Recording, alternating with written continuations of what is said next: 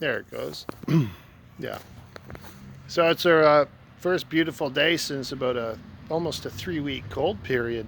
So I did a bit of extra planting. I finally got my cucumbers in because they're pretty sensitive. So I thought I'd do a little video, and there's not much to see because it's like nothing is really growing. Like 2 or 3 weeks, it's like, you know, plants need a certain level of heat to really grow. But I got these potatoes are really starting to come up. I was happy that I put them in 2 weeks, about 2 weeks earlier than last year, and I put a lot in there, like six, at least six per bucket. And then I got these planted out, these two planters. Now I do pack them in a little, but I got 20 in each one. So there's 20, 40 just right here. They're the cayennes and some hot ones. And then, so I got some stuff planted. So this is my, I got Armenian cucumbers planted in here. One, two, I got 5 in each. They're pretty big, so I think it's more of a water issue at this point. And then my my sweet potato. Oh shit! This thing's leaking all over the place. I got to fix a hole in the hose. Makes a swamp. But so I got my sweet potato slips in here. Now I packed them in. I got 16 individual vines in there. I'm not too worried about overcrowding because there's lots of nutrients in there. There's lots of water right here. And I got this pepper bench, right? So at the top level, I got some cayennes, some medium cayennes, and some shorter ones. And down here, I got some Marconis. I got some scorpion peppers in there, usually about 4 per pot. And so that's there. Now I have a plan. I don't know if I didn't really look at this, but I got this thing going on. This roof thing. This metal fucking. Oops, sorry about that. This metal thing. So what I'm going to do is I decided to use these two pots, these big ones, this one and that one over there, because I have extra slips now. So I'm going to I got 3 in here, and I'm going to get them to go up on this vine. No, I don't know if you can see it. One there, and one over there. And then I'm also going to put in some cucumbers to go up this way, so I can kind of. But the idea is I also have over here, and on both sides of this, like this line of buckets, that line of buckets right there, and these two. So some of them are going to be cherry tomato vines. Like they actually had interterminate cherry tomato vines. So I'm hoping they actually get to the top. I think they will. So I'm going to put some strings right up, right up, right up. I got in that corner, I got pole beans. So they'll go right up. Like that's what I'm doing with these little, instead of like those cattle panel fences, I'm utilizing what I had, right? Same thing over here. I got this thing. It's just a 2-piece of the carport that I had. I was gonna make a greenhouse out of it, but greenhouses are a bit of a pain. I had it once, and it was. Of course, you already seen my little pepper tower. I'll leave it at 2 for now. That's planted. I got flowers all over the place. So if everything does well, I'm going to have vines growing up all over here. I got different cucumbers mixed in, peppers, or pole beans of different varieties. And then this, you've seen this line. This is a nice line. So I got this one planted. I think there's about 30 in this one because this box is a bit longer. I mean, they're a little crammed, but I've never had a problem yet, you know. So I planted out a few. And I did plant some peppers early, and they're looking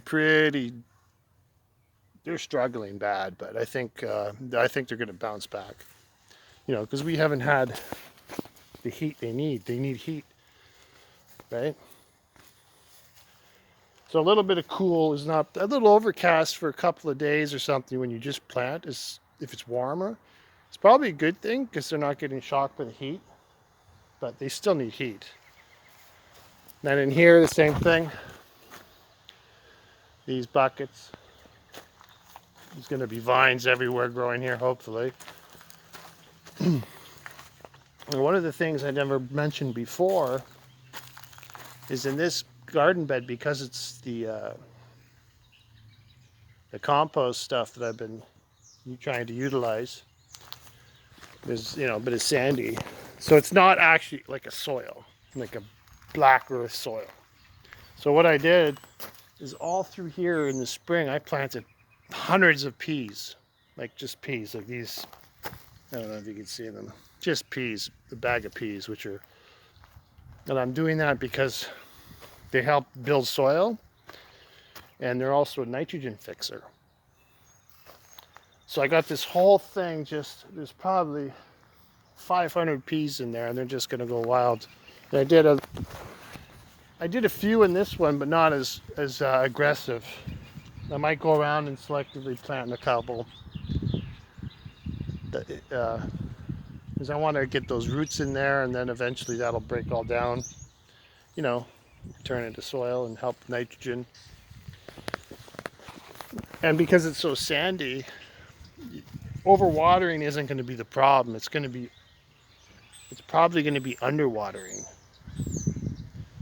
right? But if the roots get a bit deeper, that's not bad. So even fertilizing, it's just going to get deep. It'll sink to the bottom because it's sandy. So I have to really baby it. And then, well, the pumpkins. Yeah, you've seen those pumpkins. I put these little tarps down because it was just a patch of grass. You know, like put some holes in them. And this is a pool tarp, so it's not breaking down and adding microplastics. This is designed for an outdoor pool. So it's resistance to UV light and breaking down and all that compared to some tarps, right? And then I got all these peppers here. You know, they're planted, and I did have a few yellow banana peppers that I think they were from like 3 or 4 years ago seeds, and I planted them. So I did get, hopefully if they take, they did sprout. So at least I got a few banana peppers I planted out. And then I got this other kind. I don't know what they're called. They look like a banana pepper, but they're really long. They're twice as long.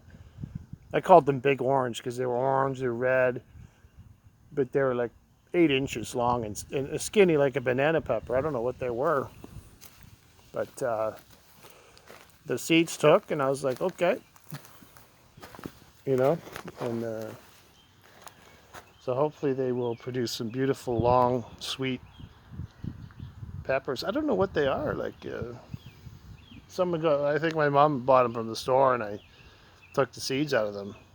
And she knows I'm looking for them, right? So I got some tomatoes in.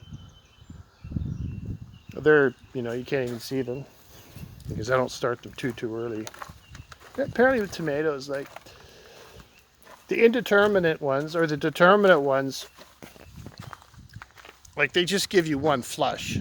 So if you're 2 weeks late, I don't think it really matters in overall produce. Now the vine tomatoes, it would probably, at least up here in our region, to start a few vine tomatoes early, right? Because they're indeterminate. So they could be 3 feet tall when you put them out, you know, like almost producing. So, you know, there was a point I didn't even know that there was the difference between determinate and indeterminate. I just went and bought a flat and stuck them in, you know, years ago, right? Oh, and I put those little